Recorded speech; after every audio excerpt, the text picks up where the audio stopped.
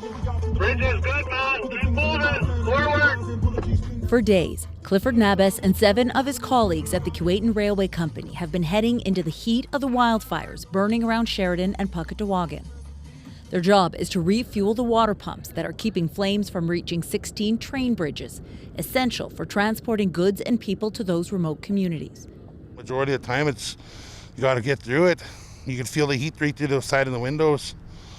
There's a few times we've drove through fire where it's actually raining fire on the window.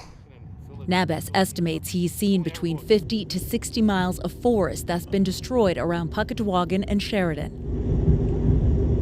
This is what it looks like when wildfires burn through wooded areas. As you can see, it is still smoldering. Emergency responders come in with heavy machinery, knock down some of these trees, and create what's called a fire break to prevent the flames from spreading. Then firefighters on the ground and helicopters in the air come in with water to try to put out the flames. Emergency engine trim. After spending 22 years in the United States Marines, Rob Brunken decided to get his pilot's license. Now he flies for Columbia Helicopters in Aurora, Oregon. When the American company heard Manitoba needed air support to fight growing wildfires, they assembled a crew, loaded up 2 choppers, and came to help. We kind of showed up, kicked all our gear out, and have just been trying to help wherever we can.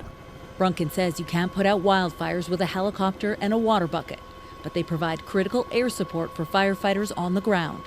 There's usually what's called an air attack. It's an aircraft that circles overhead that can see the whole fire, and they can see us, they can see all the air assets and the ground assets.